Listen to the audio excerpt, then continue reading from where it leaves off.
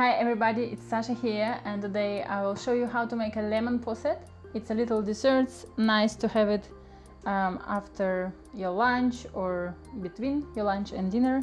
I will make them in individual portions like this, but you also can store it in a bigger jar. For lemon posset you will only need 3 ingredients, which is double cream, lemon juice and sugar. And you also almost don't need any equipment. You need just saucepan, a hob, spatula or whisk, maybe 2 of them, and somewhere where you will store your ready lemon posset. So we will start now. You just need to pour your double cream in a saucepan, and we will heat up our cream. So when your cream starts simmering, you can add your sugar, just everything in and mix well. And we still need to bring it to a boil now a little bit.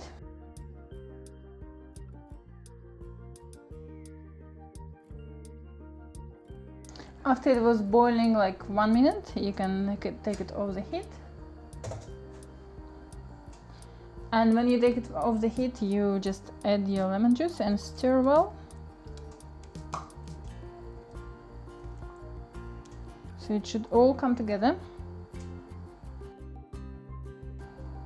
And now it's ready. You can pour it in your dishes.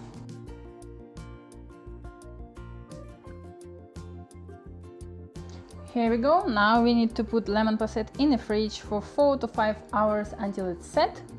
And of course, if you want more portions, you can multiply this recipe as many times as you want. See you in 4 hours. So now, in a couple of hours, our lemon posset is ready, and you can either decorate it with some edible flowers and meringues if you have, or you can just eat it with the biscuits or with a spoon. Let's do some decorations.